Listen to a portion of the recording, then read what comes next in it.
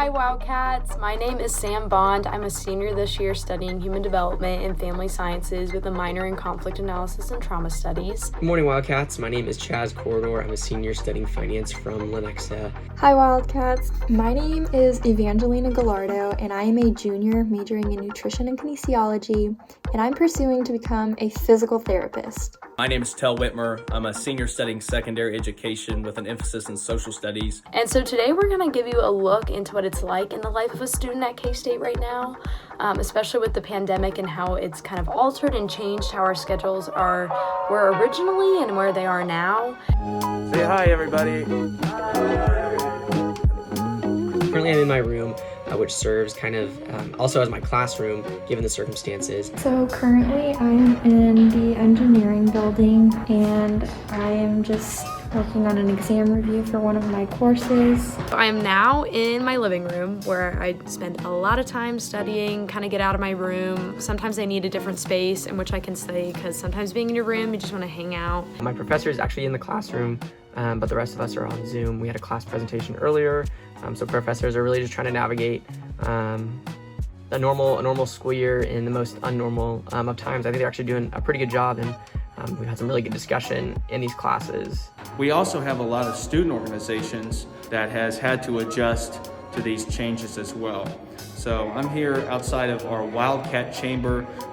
You can see the Privilege Fee Committee meeting behind me. They're in a hybrid setting, so not only do they have committee members and entity directors that they're meeting with and interacting with, but they also have committee members and students that are able to attend in person. And so right now I'm just on Handy Dandy Canvas where I get all my assignments through here. A lot of my classes are asynchronous, which just means that a lot of it is online and I kind of get to make my own schedule with how I do it. But a lot of the time I'm sitting here with roommates. It's my friend Sophie. And so we're here at the table, and this is often where I am nowadays because of COVID. I like to start my day out with a run, especially on Wednesdays, which is today. I start a little bit later, so I have some extra time. Might as well stay in shape, right?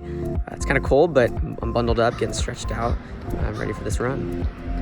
I am now where I work most of the week, which is the Office of Recruitment and Admissions. I'm a student worker here, but what I do every day at work is I usually help students check in for their visits, and I'll walk parents around campus, kind of show them around. But it is one of my favorite things to do during the week. I love working with prospective students, but especially with COVID and everything, I know it looks a little bit different. And so I have my handy dandy K-State mask on, and we also have kind of these shields up on the area where they check in so we can keep everybody safe. Lots of hand sanitizer, always need that.